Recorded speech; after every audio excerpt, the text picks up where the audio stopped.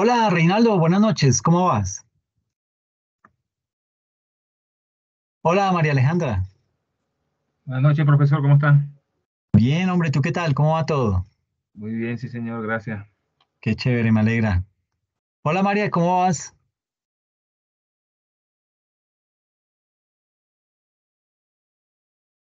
Bueno, eh, ¿será que damos un par de minuticos más para ver si llegan más estudiantes?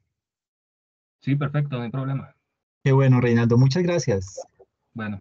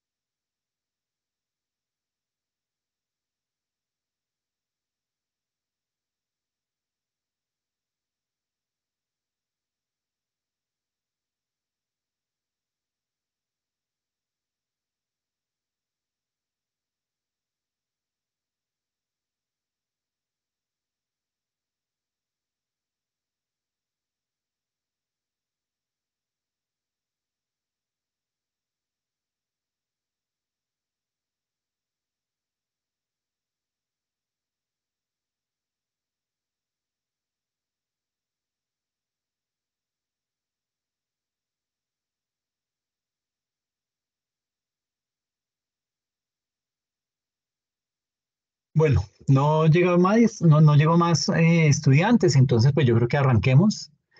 Eh, Hoy vamos a hablar acerca de vamos a hablar acerca de lo que son los criterios de reconocimiento y de medición. Y si bien es cierto, esta es una sesión que también toco cuando vemos introducción a las normas internacionales. Lo hago en esta materia como primera sesión con el objetivo de recordar esos conceptos y poderlos tener claros porque digamos que esto es clave, esto es la base de las normas internacionales de información financiera para, digamos que poder arrancar con todos los otros temas que vamos a desarrollar a lo largo de este periodo académico. Entonces, básicamente, el contenido que vamos a desarrollar es el siguiente. Vamos a hablar acerca de lo que es el principio de reconocimiento. Hablaremos también acerca de lo que es el principio de medición. Veremos lo que es la jerarquía del valor razonable y por último veremos un caso práctico. ¿Ok? En ese orden de ideas, entonces, digamos que cuando uno habla de reconocimiento, es como en qué cuenta yo voy a contabilizar esa transacción que se está haciendo, ¿ok? Entonces, y digamos que ahí juegan muchos factores para poder determinar, para poder tomar esa decisión, para poder decir, y esto es un activo, esto es una propiedad, planta y equipo, esto es, no, esto como que es una propiedad de inversión, o más bien, esto como que son unos inventarios. Entonces, hay que tener en cuenta el modelo de negocio de la empresa, ¿sí? Porque si usted, imagínese que usted es una agencia inmobiliaria y compró un edificio. ¿Ese edificio dónde lo contabiliza? ¿En propiedad, planta y equipo? ¿En propiedad de inversión? ¿O será un inventario? ¿Cómo creen, cómo lo llevarían ustedes? Dependiendo del uso que Buenas le vaya. noches. Buenas noches. Yo Oh, creo que en este momento, ese es, si es una inmobiliaria debe ser como inventario ok, Reinaldo, ¿tú qué opinas? o propiedad de No, inversión. yo, dependiendo de la gerencia, cuál sea el uso que le vaya a dar. Porque así a ciencia cierta no sabemos si va a ser para inversión o como un activo fijo. Ok, entonces, si esa agencia inmobiliaria se dedica a la compra y venta de bienes inmuebles,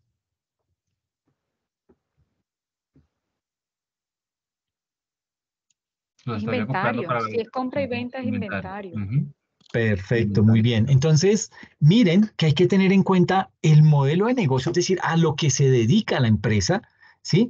Para poder interpretar a dónde llevo ese tema. Porque fácilmente yo digo, ah, no, eso es un bien inmueble, se me va derecho para propiedad, planta y equipo. Pero si yo ahí no voy a tener oficinas, si yo ahí no voy a desarrollar mi objeto social, porque digamos que dentro de una inmobiliaria yo puedo decir, ah, bueno, compré este edificio porque es que aquí voy a tener las oficinas de la inmobiliaria, ¿ok?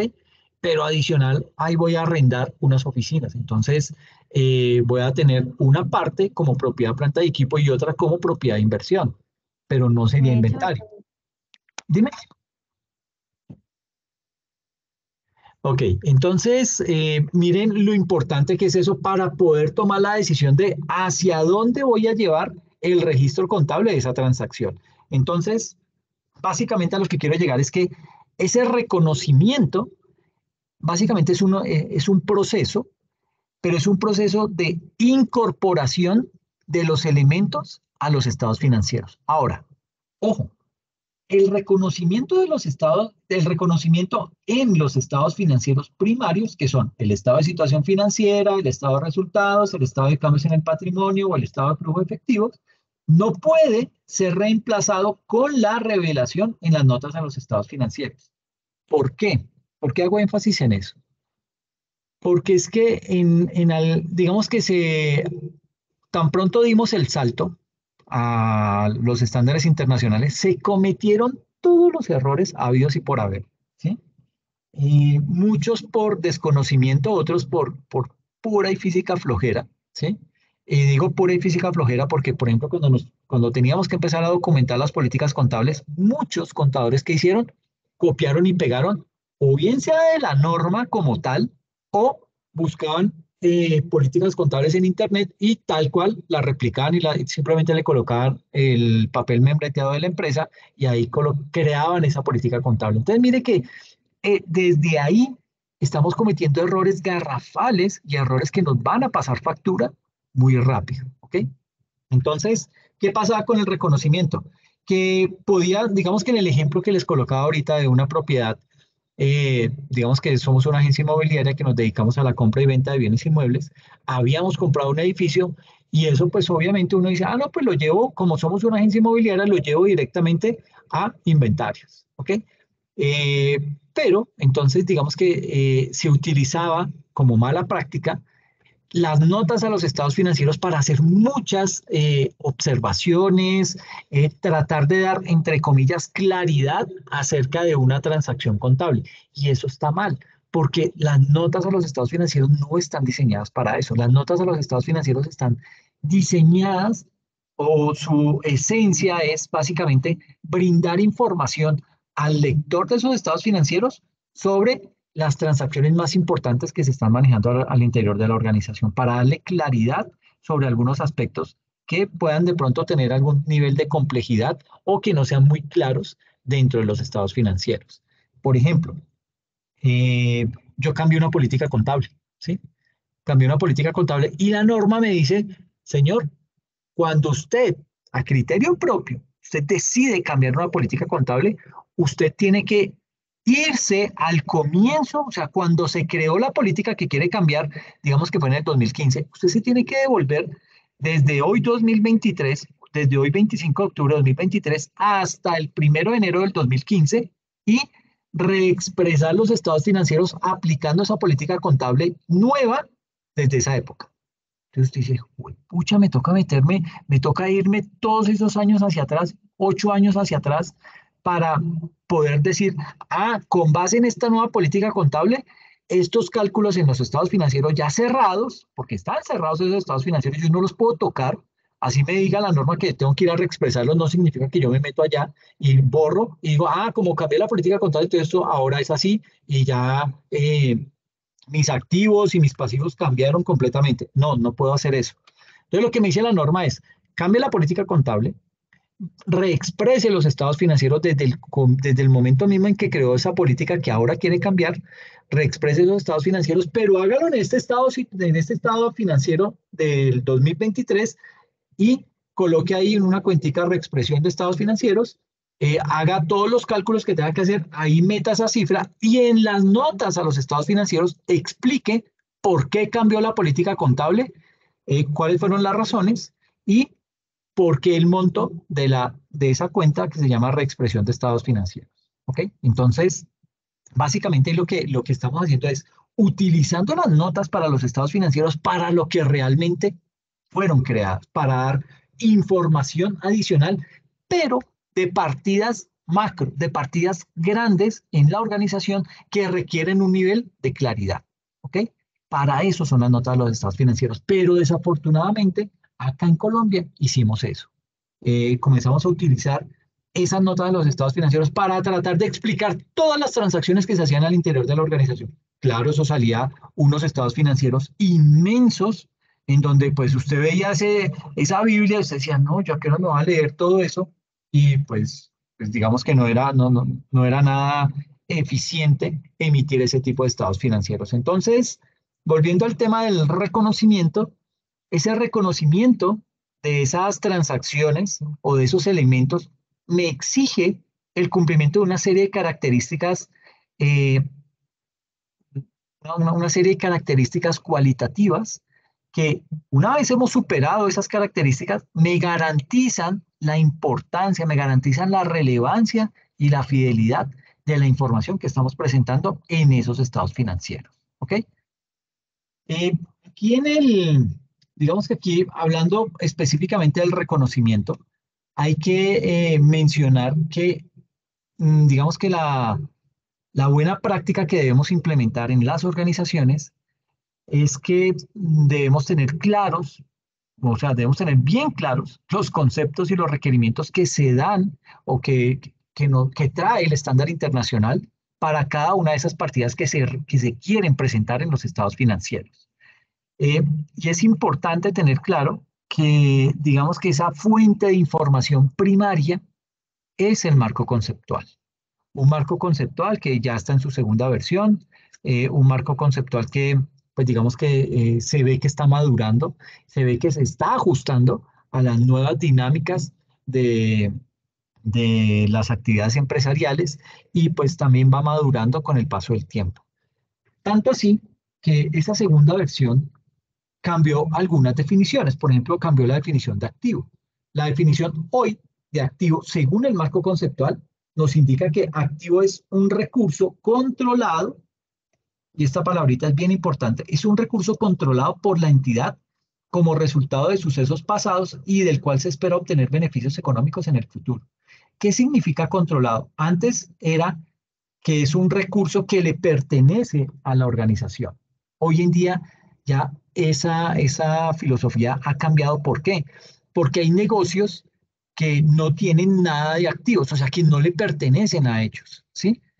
Pero los está controlando. ¿Qué significa controlar un activo? Que yo estoy asumiendo los riesgos de tener y de manejar ese activo. Y siempre coloco el mismo ejemplo de el concesionario de vehículos. ¿Por qué hago referencia al concesionario de vehículos? Porque usted tiene simplemente un espacio físico. Usted, dueño del concesionario, usted tiene un espacio físico. Eso ellos le llaman una vitrina. Entonces, ese espacio, suponga que está ubicado en Bogotá, en la autopista norte con calle 127. Ahí tiene el sitio perfecto para ese concesionario. Pero, ¿usted qué va a hacer? Usted tiene simplemente el espacio físico. Tiene un espacio bastante amplio, muy chévere, bien iluminado, tiene muy buenos vendedores, etcétera, etcétera, pero le falta lo primordial, le faltan los carros. Entonces, ¿qué pasa? Su modelo de negocio, usted dice, no, yo no me voy a poner a comprar carros, o sea, que voy a encartarme con un carro y qué tal no lo vende y se me quede esa vaina ahí. Entonces yo, más bien lo que hago es, mi modelo de negocio va orientado a hablar con las distribuidoras de vehículos o con las importadoras de vehículos y decirle, mire, usted no se preocupe, usted no tiene que pagar alquiler para poder vender sus carros, usted no va a tener que ponerse a pelear con vendedores y a pagar comisiones. Déjeme esa tarea a mí. Yo tengo el espacio, si quiere vaya y conózcalo, lo tengo en tal sitio, le llevo fotos y le digo, mire, usted lo único que tiene que hacer es, deme los carros que yo los vendo, ¿ok? Y usted me paga a mí una comisión sobre eso. Pero yo, concesionario, ¿qué estoy haciendo? Yo tengo el espacio físico, pero yo voy a empezar a controlar esos vehículos, ¿ok? Yo estoy asumiendo los riesgos de que esos carros se los roben. Estoy asumiendo el riesgo que ese carro se deteriore porque tiraron la puerta, porque la señora barriendo rayó el carro, por cualquier cantidad de cosas. Yo, dueño de ese espacio físico, estoy asumiendo esos riesgos, ¿ok? Entonces, a eso hace énfasis ese control de esos activos. Yo tengo que implementar en ese espacio físico un sistema de alarmas. Yo tengo que implementar el contratar una empresa de vigilancia. Tengo que contratar unos seguros, ¿sí? ¿Todo eso para qué? Para proteger esos vehículos, porque en caso de que algo pase, que yo esté protegido y no tenga que incurrir en esos gastos adicionales, sino que yo ya los cubrí a través de esas buenas prácticas que tengo implementadas para cubrirme de ese tipo de eventualidades que pueden llegar a pasar. Entonces, esa es la definición de activo. A nivel de pasivo, ¿qué dice el marco conceptual? Y con esto lo único que quiero llegar a insistir en que cuando tenemos dudas, para poder registrar alguna transacción en la contabilidad de la organización, pues lo primero que debemos hacer es acudir al marco conceptual, ¿ok? Luego uno acude a la norma, ¿sí? Y la norma le da a uno más luces, pero lo que pasa es que la norma, como es una traducción de inglés a español, pareciera que esas traducciones las hace un licenciado en idiomas y no un contador. Entonces, la traducción no es de las más chéveres. Le falta cosas técnicas que faciliten el entendimiento, ¿sí? Entonces, traducen todo como muy literal y en muchas ocasiones le implica a usted como contador leer 2, 3 veces el mismo texto con el ánimo de poderlo entender, ¿ok? Entonces, ya volviendo acá al marco conceptual, a nivel de pasivo, también tiene su propia definición y nos dice que pasivo es una obligación presente de una entidad surgida de sucesos pasados al vencimiento de la cual, es decir, cuando se vence esa obligación, ¿yo qué tengo que hacer? Yo tengo que, para eliminar esa obligación, yo tengo que desprenderme de unos recursos y esos recursos me incorporan una serie de beneficios económicos, ¿ok? Lo mismo pasa con la definición de ingresos. Ingresos, el marco conceptual me dice que son los incrementos en los beneficios económicos producidos a lo largo del periodo sobre el que se informa, ya sea como entradas o incrementos de valor en los activos o decrementos en las obligaciones. Y con gastos es lo mismo, pero al revés. Es decir, son los decrementos, aquí en ingresos son incrementos, en gastos son decrementos, en los beneficios económicos producidos a lo largo del periodo sobre el que se informa a manera de salidas o disminuciones, en ingresos son a manera de entradas o incrementos, del valor de los activos o bien por la generación o aumento de los pasivos. ¿Ok? Entonces, digamos que aquí el mensaje es, insisto, acudir en primera instancia al marco conceptual. Es la buena práctica, es lo que recomienda el IASB para poder abordar alguna situación puntual que se pueda llegar a presentar en la organización. Ahora, hay que, se debe, digamos que, analizar cada partida es totalmente diferente, ¿sí? Eh, digamos que ese análisis de esas partidas se debe realizar de forma individual. ¿Con qué propósito? Para poder verificar que esa partida realmente cumpla con dos aspectos primordiales. El primer aspecto es que las partidas deben tener la posibilidad de generar una entrada o generar una salida de beneficios económicos a la entidad. Eso es lo primero. Pero en segunda instancia, que esas partidas deben tener un valor que sea medido con fiabilidad. ¿Ok? Entonces, mire que todas las transacciones que se realizan al interior de la organización deben cumplir como mínimo con esos dos aspectos. Que esas partidas tengan la posibilidad de generar una entrada o una salida de beneficios económicos para quién, para la entidad. Y en segunda instancia, que las partidas tengan eh, un valor, un valor medido, pero bajo unos criterios de medición confiables. ¿Ok? Básicamente, las NIF, con su enfoque de aplicar el criterio profesional, porque es que digamos que las normas internacionales son muy amplias para que, o digamos que insisten mucho en que el contador aplique su juicio profesional. Lo que pasa es, y lo vamos a ver más adelante, cuando el contador aplica su juicio profesional, no lo puede hacer tan a la topa tolonda, no puede decir, yo creo que esto es por acá. No, el propósito de poder hacer uso de su criterio profesional es mediante la documentación, es decir, es leyendo, tomando varias fuentes que le sirvan de insumo para poder tomar una buena decisión y poder asegurar que ese criterio profesional que está implementando en ese momento para ese tipo de transacción es un criterio totalmente acorde y sobre todo sustentado en otras normas, sustentado en casos que ya se han presentado con anterioridad, etcétera, etcétera. Entonces, digamos que hacia allá va orientado el criterio profesional. No es un criterio que usted diga, ah, sí, mi criterio me dice que esto debe ser una propiedad planta de equipo y lo voy a llevar como una propiedad planta de equipo porque pues como yo puedo utilizar mi criterio profesional. No, no es usarlo por usarlo, es tener los fundamentos y la justificación necesaria para poder sustentar que esa transacción usted la catalogó como propiedad planta de equipo porque, porque esas bases que tomó como documentación son las que realmente le indicaban que lo debía llevar hacia allá. ¿Ok? Pero el criterio profesional, insisto, no es lo que primero se le ocurra al contador y con base en eso van a empezar a registrar transacciones al interior de la empresa. Entonces, teniendo en cuenta que las NIF realzan o le dan mucho peso al criterio profesional, lo que hace con eso la norma es invitarnos a hacer esa incorporación de esas partidas que tratamos diariamente en la contabilidad solo cuando se cumple con las definiciones que trae el marco conceptual y se cumplen esos dos criterios. ¿Cuáles criterios? Que las partidas deben tener la posibilidad de generar o bien sea una entrada o una salida de beneficios económicos y el segundo que las partidas deben tener un valor medido con fiabilidad. ¿Ok? Entonces yo primero acudo al marco conceptual y luego verifico que cumpla esos dos principios. Que me genere o la entrada o la salida de beneficios económicos y en segundo que haya sido medido con base en un criterio que goce de mucha credibilidad, de mucha confiabilidad. ¿Ok?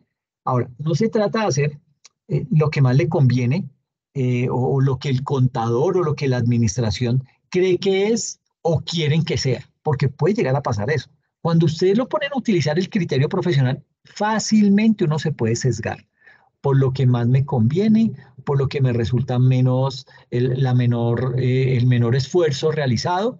Entonces usted se puede ir por ese facilismo y desviarse, inclusive llegar a cometer errores. ¿Ok? Recuerde que nuestros estados financieros están sujetos a revisión y a inspección por parte de las entidades que nos regulan y nos vigilan. Llámese Superintendencia de Sociedades, llámese DIAN, el que a bien tenga puede llegar a examinarnos esos estados financieros. ¿Ok? Y ahí se van a dar cuenta si hemos hecho algo que está fuera de la norma. ¿ok? Entonces hay que tratar de evitar ese tipo de cosas, no dar papaya, ¿ok? Entonces, digamos que, y ya para cerrar este tema,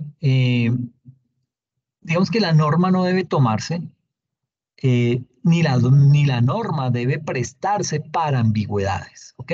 Entonces ahí es cuando el juicio profesional que se invita a aplicar por parte de los contadores, ese juicio profesional debe estar en armonía con el marco conceptual y las definiciones dentro de ese marco conceptual son claras, ¿sí? Las partidas que no cumplan con esas definiciones dadas por el marco conceptual, pues sencillamente no pueden reconocerse en los estados financieros.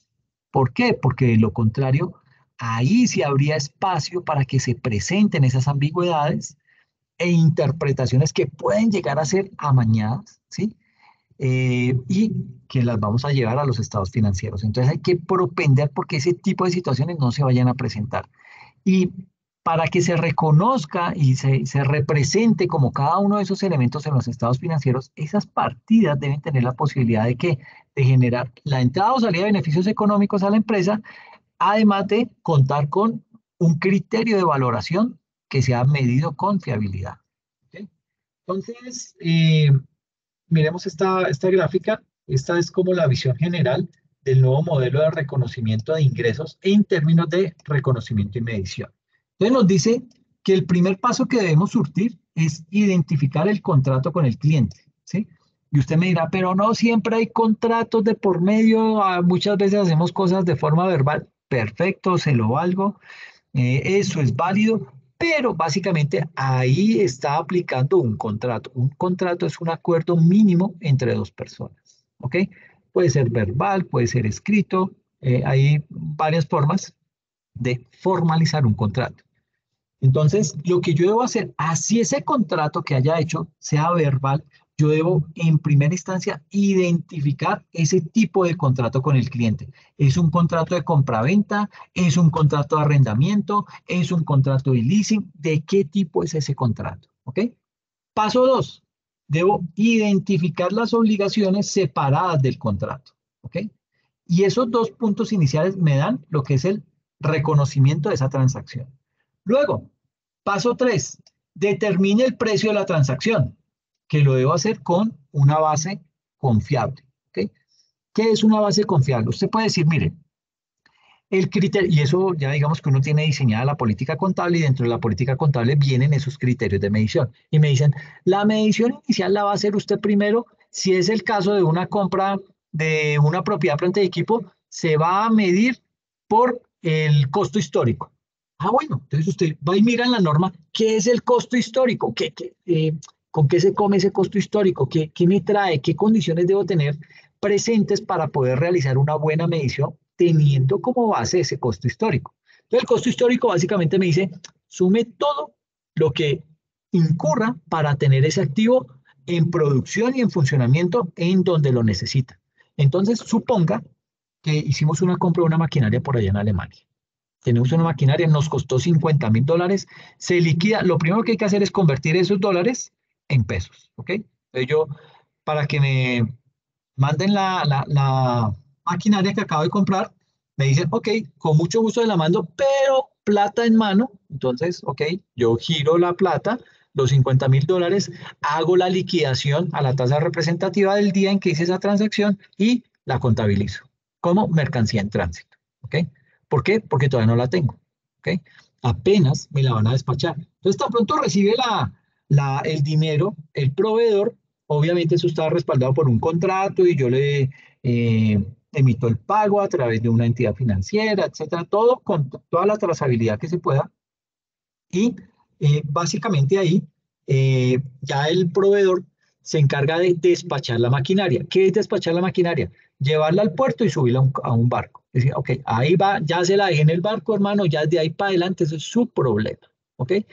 Entonces yo tengo que incurrir en pagar ese transporte marítimo.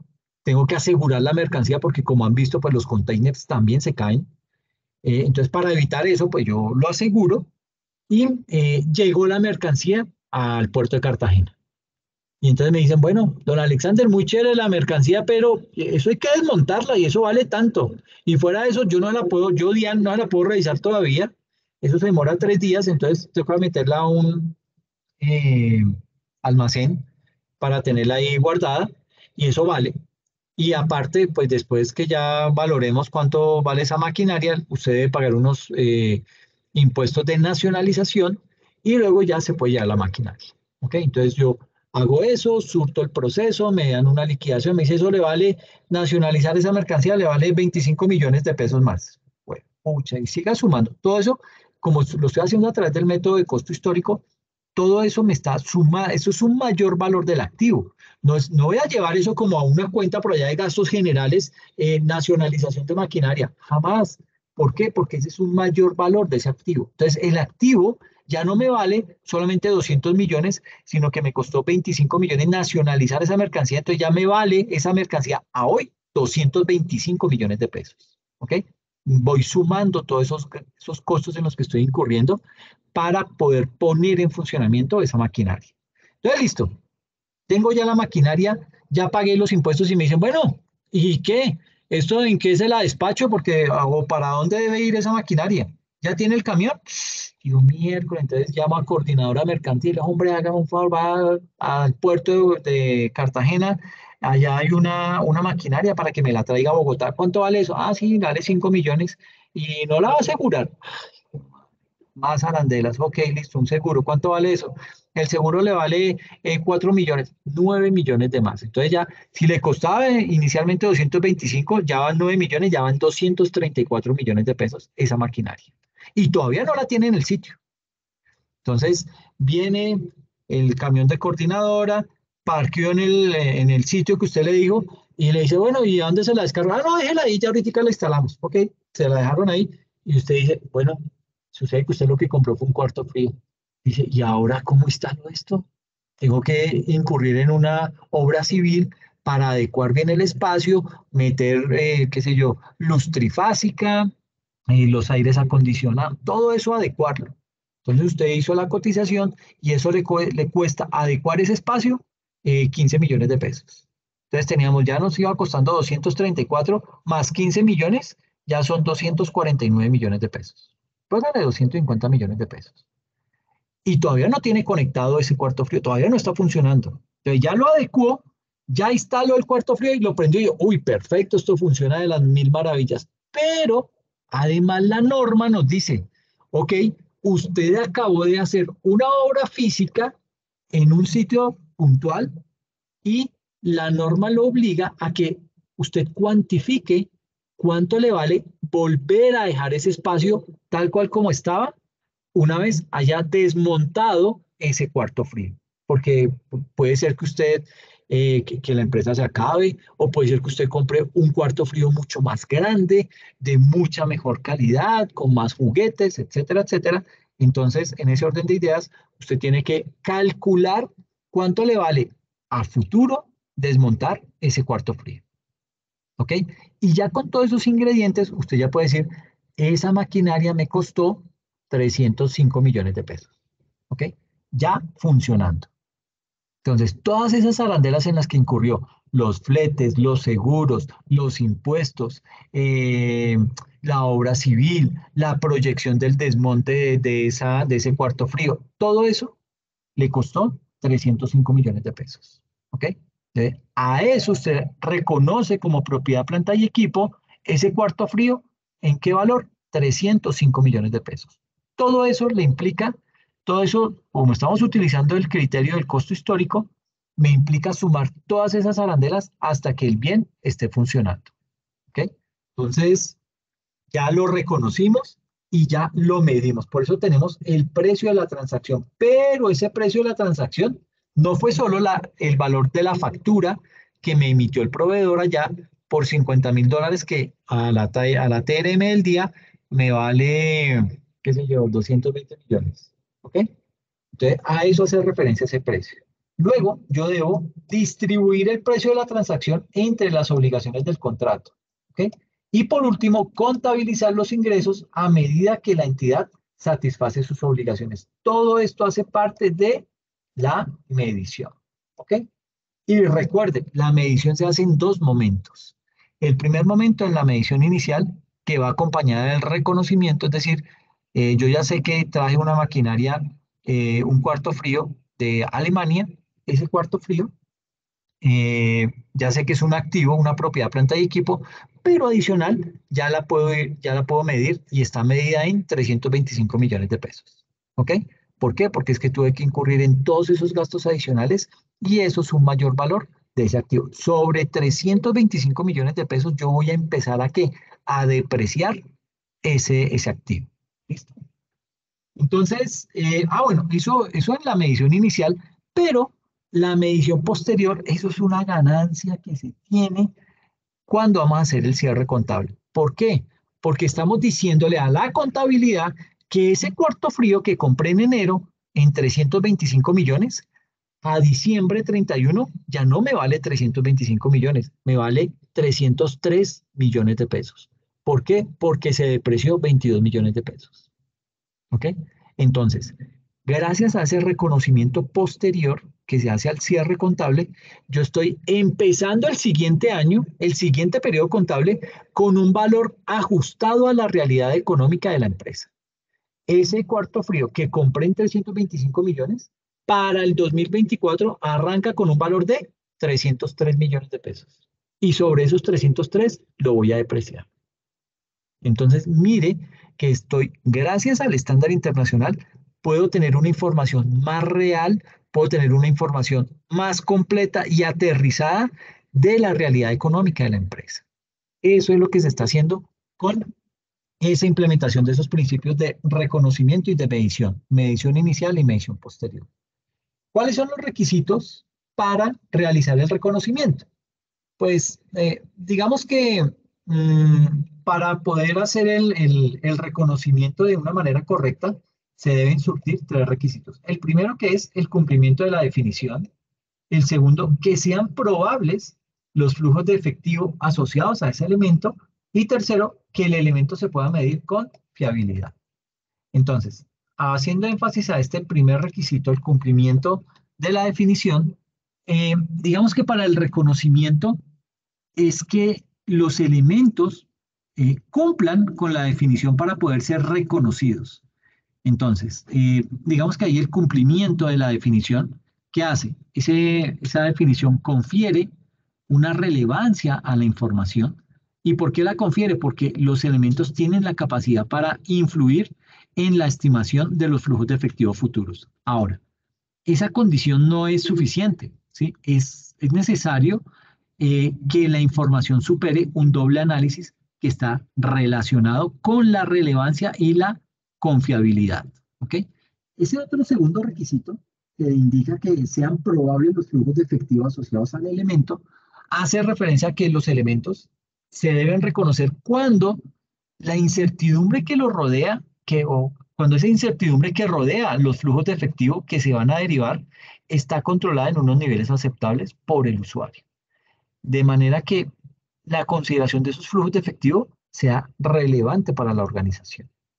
Y el tercer requisito que me indica que el elemento se pueda medir con fiabilidad hace énfasis o digamos que debe ser posible obtener una medida de esos elementos. Es decir, la medición no tiene por qué ser exacta.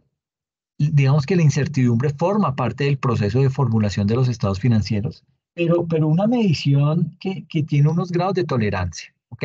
No todo va a tener incertidumbre, ¿ok? Ahora, a la información se le exige que esté libre de error. Y para evitar que caiga en error, se recurre en ocasiones a revelar la información en las notas a los estados financieros sobre los procesos para medir y en los casos más extremos se hace con un rango muy amplio de mediciones probables. Digamos que eso es mucho más creíble, es mucho más fidedigno revelar ese tipo de circunstancias en las notas que reconocer un valor simplemente alto, pero que goza de mucha incertidumbre. Esa incertidumbre de la que estamos hablando puede estar orientada a tres aspectos fundamentales que son a la existencia de los elementos, en segunda instancia a los flujos de efectivo que se van a derivar en forma de cobros o de pagos y en tercer lugar a la medición de los elementos. ¿Ok? Y aquí entonces ya hablamos es acerca de lo que es el principio de medición. No se preocupe que vamos a hacer un casito práctico en donde recopilamos todos estos conceptos y nos queda mucho más claro. Esto ahorita es pura teoría. Entonces aquí nos dice que la medición es ese proceso de determinación de los importes monetarios por los que una entidad mide los activos, los pasivos, los ingresos y los gastos. ¿En dónde? En sus estados financieros. ¿Ok? Esa medición involucra la selección de una base de medición. ¿Listo? Costo histórico, valor razonable, valor neto de realización, como lo quiera llamar. ¿Ok? En los estados financieros se emplean diferentes bases de medición con diferentes grados y en distintas combinaciones entre ellas.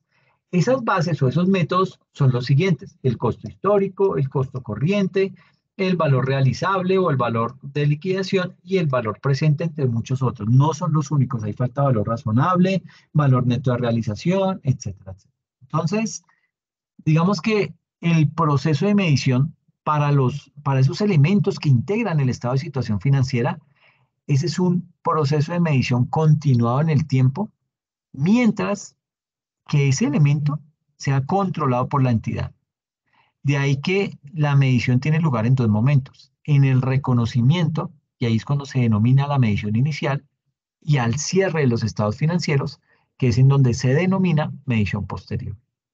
Ahora bien, digamos que esos elementos incorporados al estado de resultados se miden por referencia a la medición de los elementos del estado de situación financiera.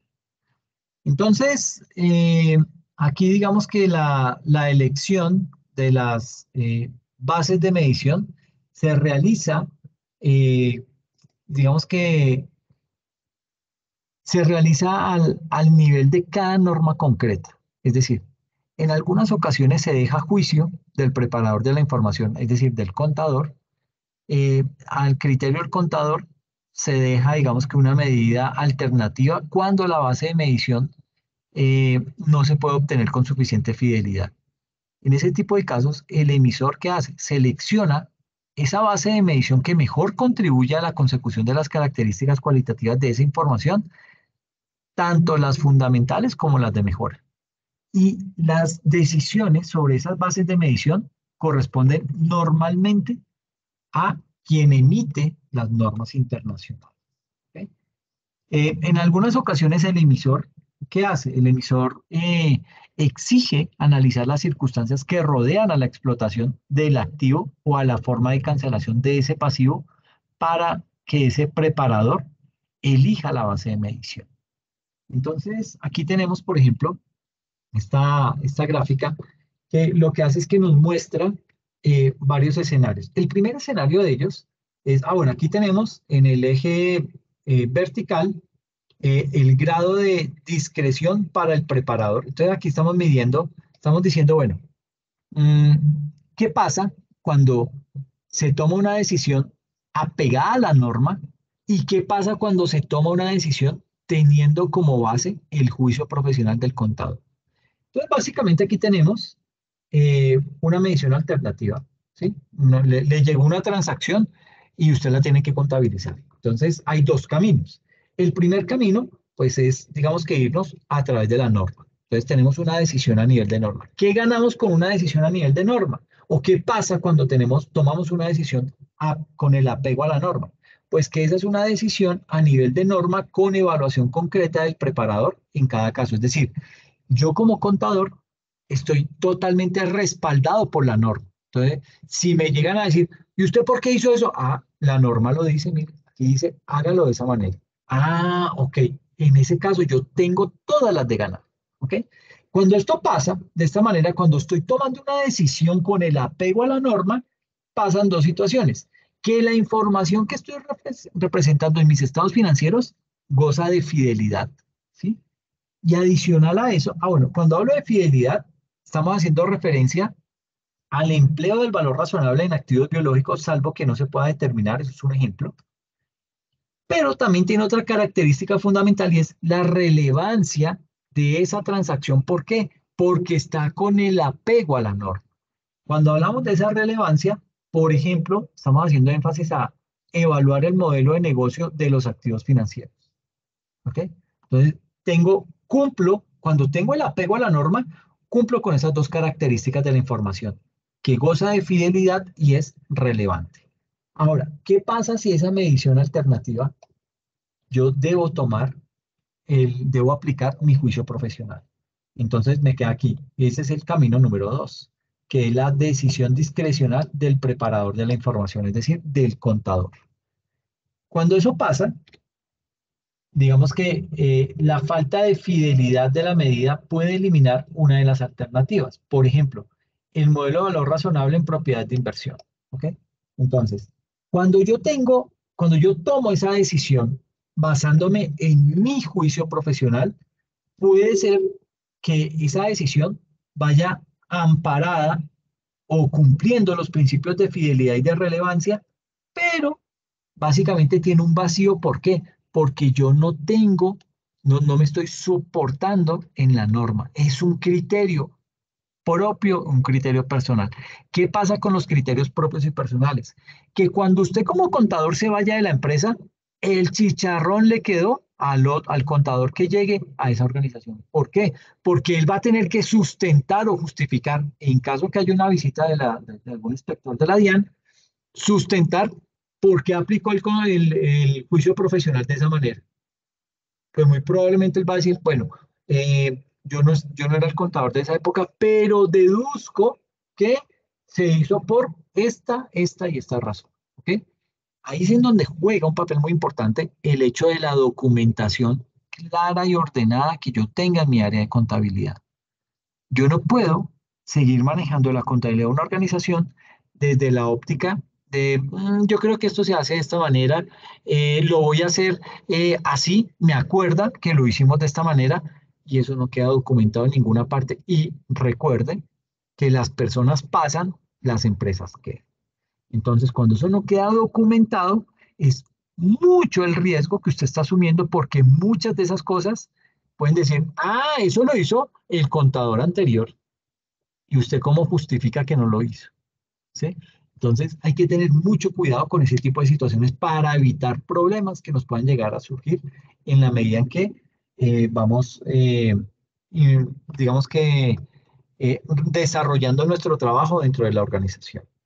Entonces, dentro de esos principios de medición, digamos que existen unos criterios de medición también.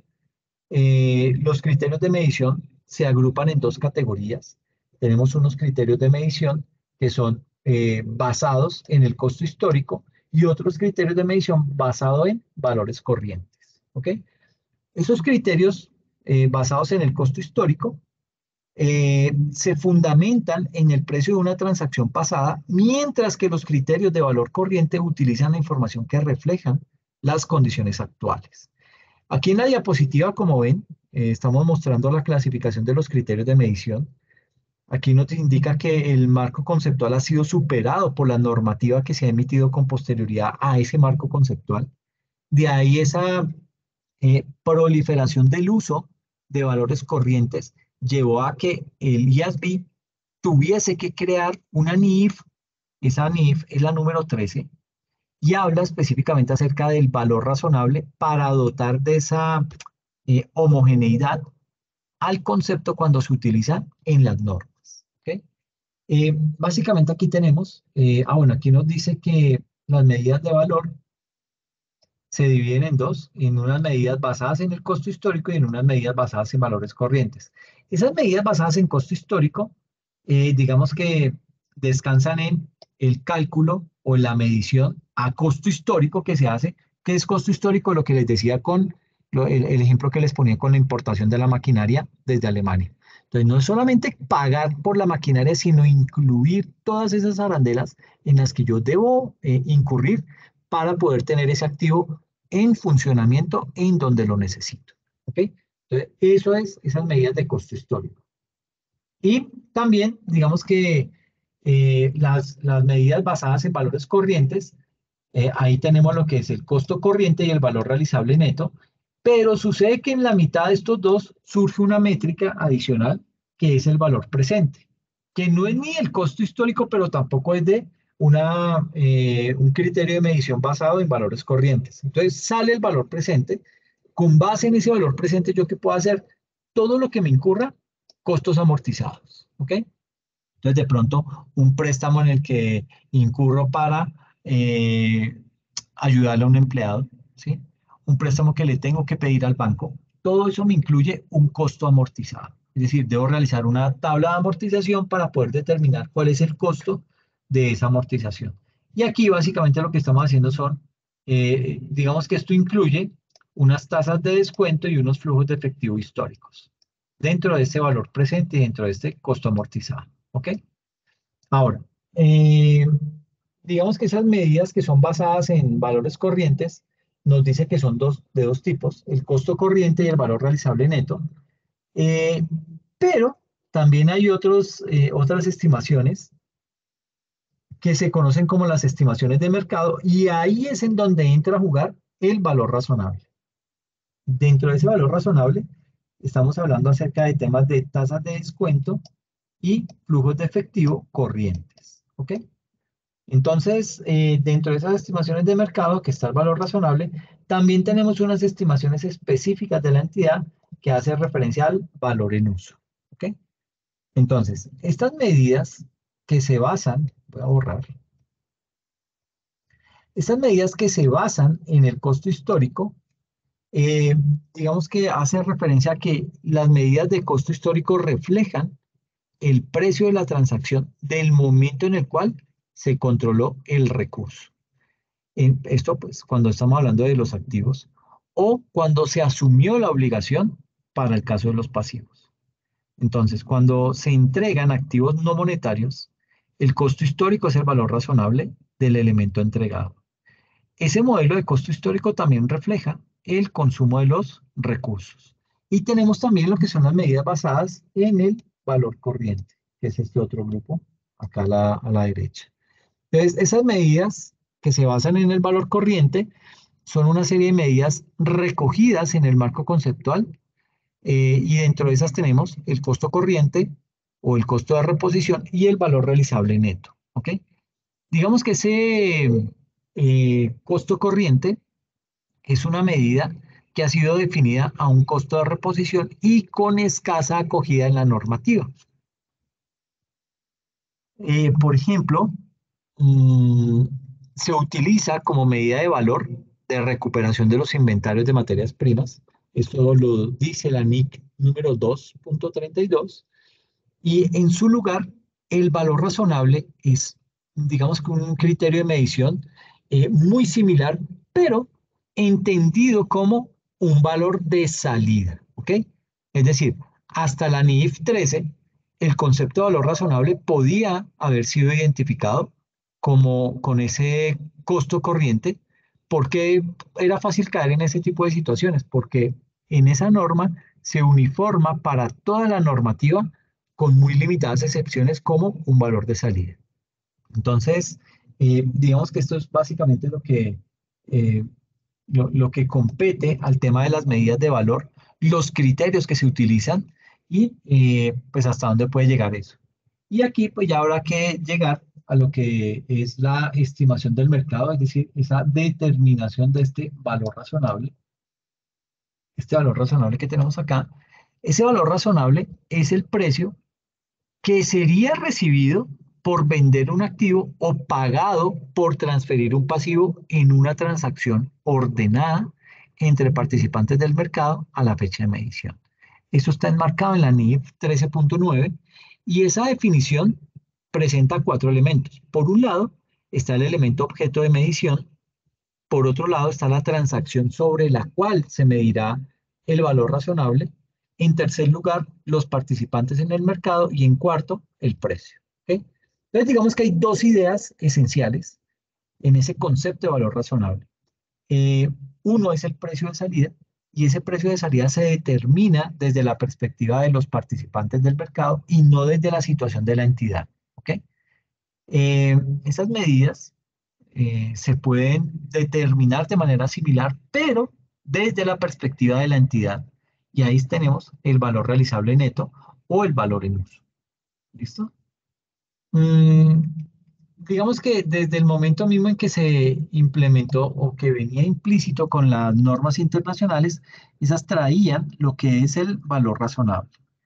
Pero ese valor razonable pues ha tenido muchos críticos a lo largo de la historia contable. Y digamos que se dice de ese valor razonable que no se han visto, eh, digamos que esas críticas no han estado soportadas por la investigación científica, pero igual las hacen, igual eso hace ruido. Y nos dice ahí que el valor razonable como criterio ayuda en determinadas industrias a determinar a tiempo los problemas. Esto ofrece transparencia a la información. Básicamente el presidente del IASB sitúa el debate en uno o más general de inversión a corto plazo versus inversión a largo plazo. ¿Ok?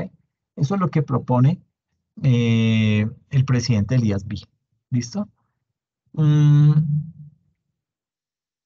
¿Cuáles son los pasos a seguir para efectuar la medición a valor razonable? Entonces, pues básicamente lo que nos dice en primera instancia es que el activo o pasivo concreto que es objeto de medición, eso es lo que se muestra en ese primer escalón y es, digamos que ese primer escalón es ese activo o pasivo concreto y ese activo o pasivo concreto que está siendo objeto de una medición puede ser un elemento individual o puede ser un conjunto, dependiendo de cuál sea la unidad de cuenta a efectos de reconocimiento y previsto por la norma correspondiente. Por ejemplo, todo lo que tiene que ver con la determinación del valor razonable de una propiedad de inversión que se encuentra en alquiler, eso debe considerar los flujos contratados a la hora de estimar los flujos de efectivo totales. ¿Por qué? Porque el activo presenta una restricción que es la imposibilidad de generar otros flujos de efectivo durante ese periodo. Y aquí es importante hacer notar que la restricción debe afectar al elemento y no debe afectar a la entidad. Luego viene lo que es la premisa de valoración en el caso de activos no financieros.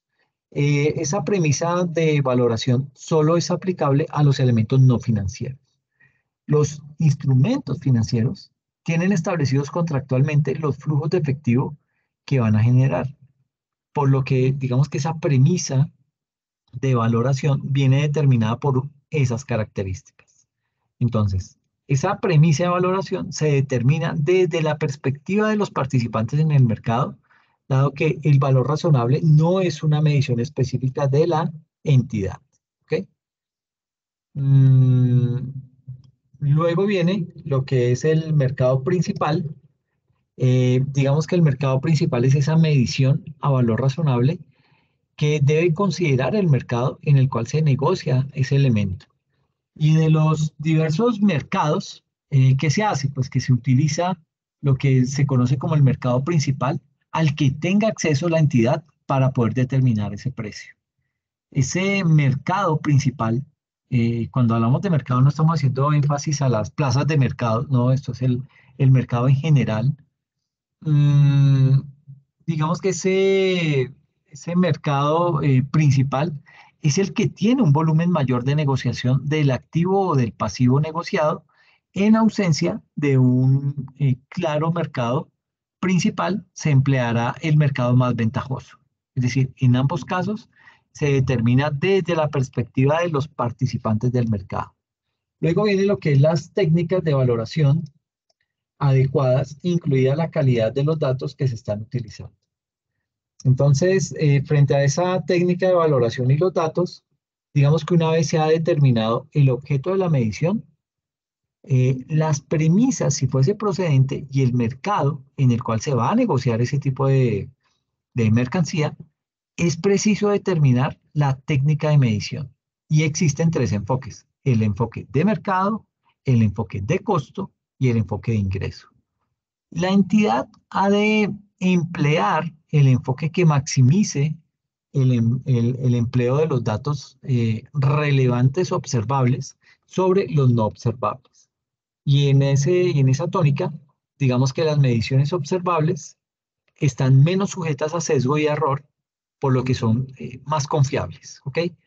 Entonces, digamos que aquí la entidad puede utilizar varias técnicas de medición para finalmente decantarse por el resultado más razonable.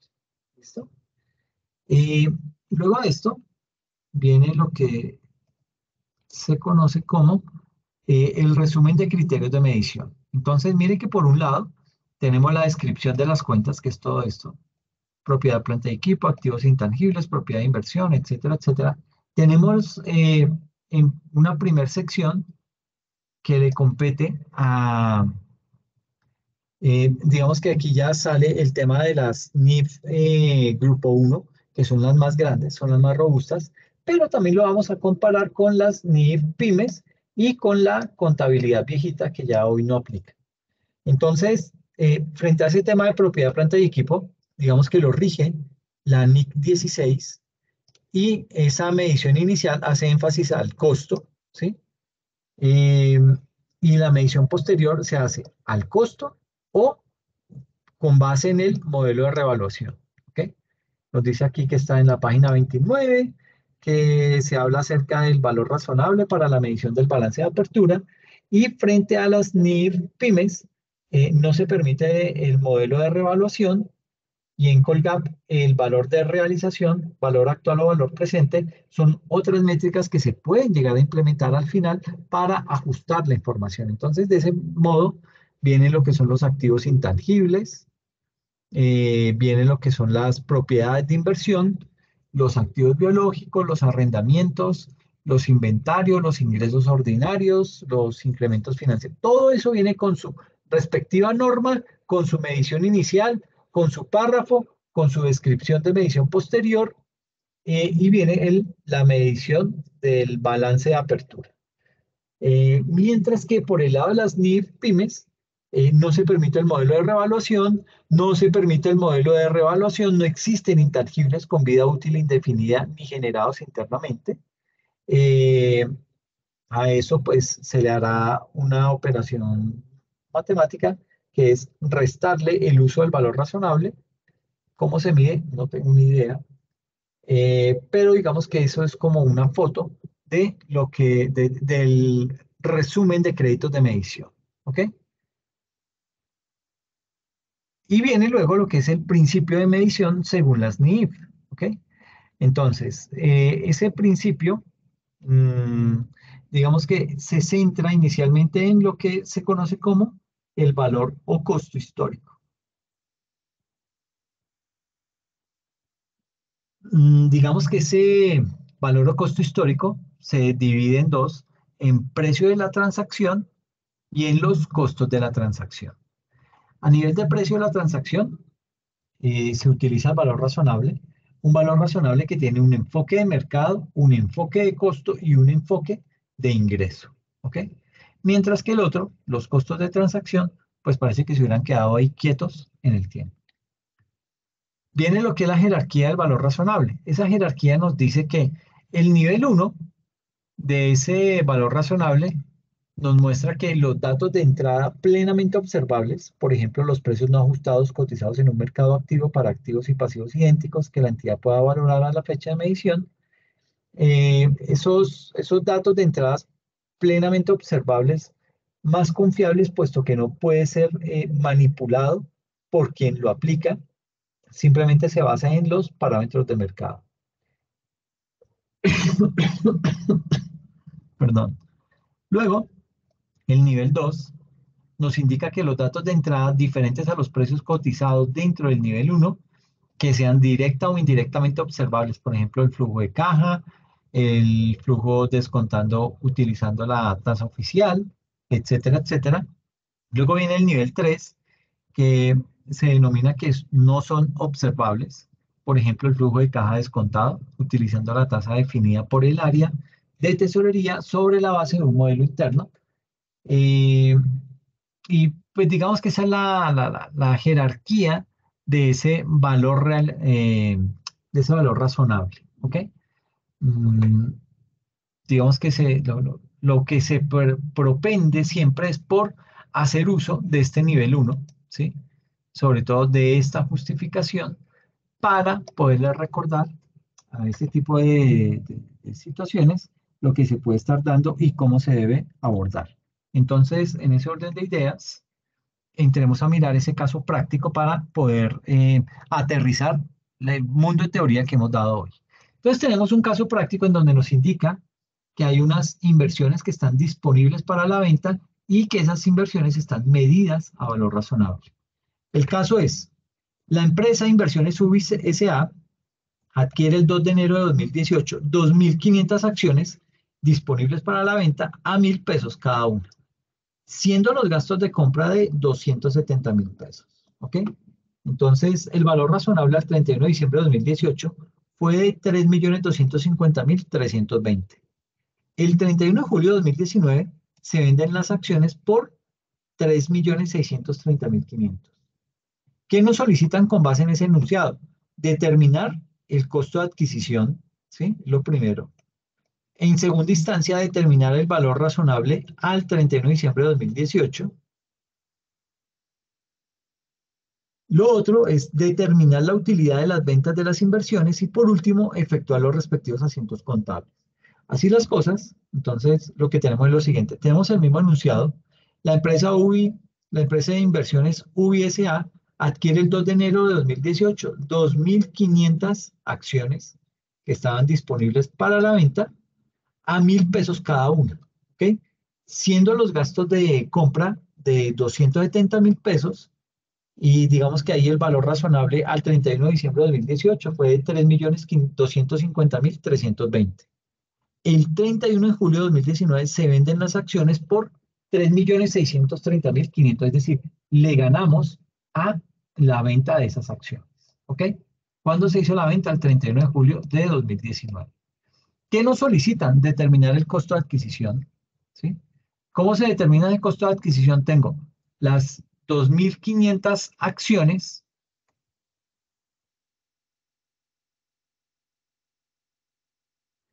Tengo entonces esas 2.500 acciones. ¿Cómo son cada acción? A 1.000 pesos, porque aquí me lo dice, ¿sí? Que esas acciones son a 1.000 pesos cada una. Y además tengo que tener presente el valor que tuve que pagarle a ese comisionista de bolsa por hacer toda la negociación de esa transacción que yo estoy realizando hoy en día. Ese valor razonable al 31 de diciembre de 2018 fue de 3.250.320. A 31 de julio de 2019 se venden las acciones por 3.630.000. Entonces se solicita determinar ese costo de adquisición. ¿Cómo lo determinamos? Teniendo las 2.500 acciones que fueron adquiridas a ¿cómo? A 1.000 pesos, ¿sí? Y le sumo los 270.000 que son los gastos de... ¿cómo se dice eso? Los gastos en los que se incurre para poder tener acceso a esas acciones. ¿Ok? Sumado esto, haciendo estas operaciones, 2.500 por 1.000 me dan 2.500.000 más 270 me dan 2.770.000 pesos. ¿Ok? Luego, hay otro ejemplo, nos dice, bueno, perdón, la misma empresa, pero nos solicitan determinar el valor razonable al 31 de diciembre de 2018. ¿Ok? Entonces, ¿cómo se hace eso? Tenemos las 2.500 acciones a 31 de diciembre de 2018, 2.500 acciones por 1.000 pesos cada una, más los 270.000 de la vigilancia, más 480.320. Y usted me dirá, ¿de dónde sale esta cifra? Pues esta cifra sale de restar los 3.630.500 menos los 3.250.000. ¿Ok? Entonces, ahí digamos que hay un tema por profundizar y por avanzar. Entonces, esto así me da los 3.250.320 que se están necesitando. La misma empresa nos dice, ok, ahora determine la utilidad de la venta de las inversiones. ¿Sí? O sea, con base en el punto anterior, usted tuvo una utilidad de 3.250.320. ¿Eso qué me dice?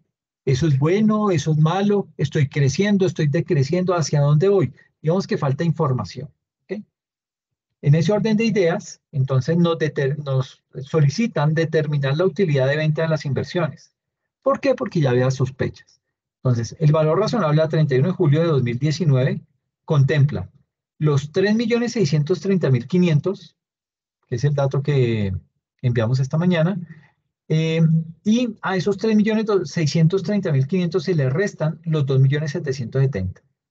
2.770.000 que ¿de dónde sale? De las 2.500 acciones a 1.000 pesos cada una, eso me da 2.500.000. Y le debo sumar los gastos por la compra de acciones de 270.000.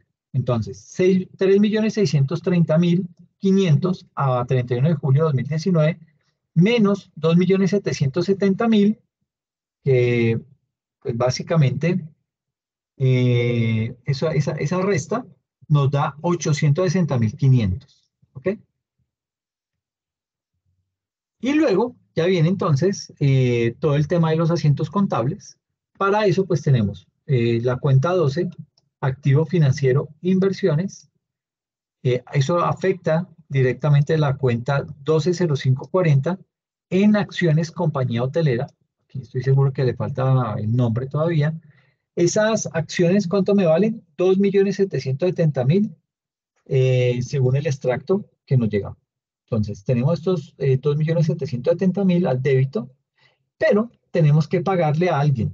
Y ahí entonces se generan unas cuentas por pagar comerciales, su subcuenta la 238010, que es comisionistas de bolsa, por valor de 2.770.000. ¿Listo?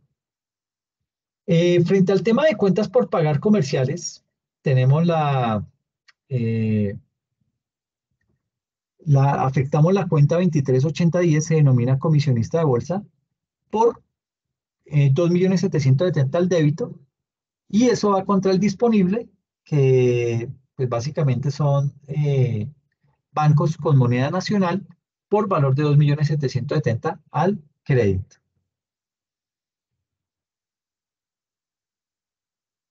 Y los asientos contables, entonces me quedan el activo financiero de inversiones, afectando la cuenta 120540, revalorización de acciones. Al débito me quedaron los 480.320 pesos. Contra unos ingresos no operacionales porque todavía no se ha materializado, afectándome la cuenta 429595. Me llevo eso al crédito por 4.880.320 pesos, que fue la diferencia. ¿Okay? Luego viene la contabilización de la venta de acciones que se hizo el 31 de julio del 2019. Entonces tenemos un disponible, se afecta la cuenta de disponible, que pertenece al rubro de efectivo y equivalentes al efectivo. Ese disponible está valorado en una cuenta denominada 111005, bancos moneda nacional, al débito 3.630.500. Luego tenemos lo que es el activo financiero, hablando puntualmente de lo que son las inversiones. Básicamente en este tipo de casos tengo que afectar la cuenta 120540, que es inversiones en acciones de compañía hotelera, por 3.250.000 al crédito, contra unos ingresos no operacionales, otros revalorización de acciones, por valor de 480.320, y tenemos unos ingresos no operacionales que hacen referencia a la utilidad en venta de inversiones. La cuenta 4240 da 860.500 al crédito, y esto ya me suma 4.110.820 a ambos lados de las cuentas, como el del débito y del crédito.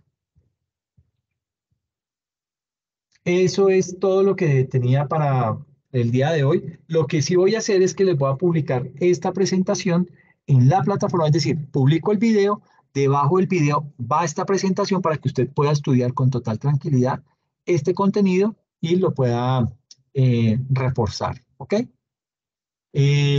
Muy ladrilludo el tema, esta sesión, mucha teoría, ¿no? Sí, profe, algo Un poco. Sí, denso. No, pero tranquilo.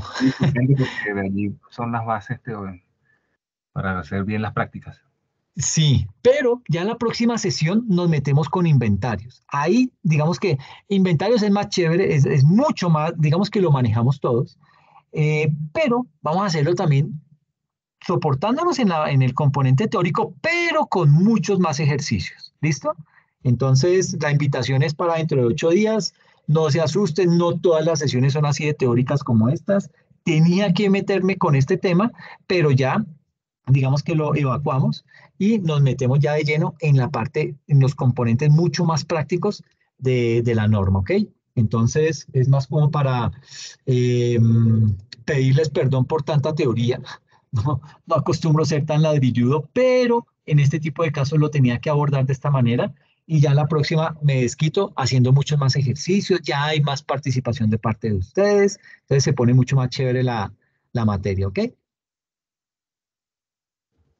Perfecto. Listo, Reinaldo, muchas gracias. María Alejandra, muchas gracias por la asistencia. Juliana también, les agradezco mucho. Y pues la Gracias a invitación para usted, dentro de 8 días. No, a ti.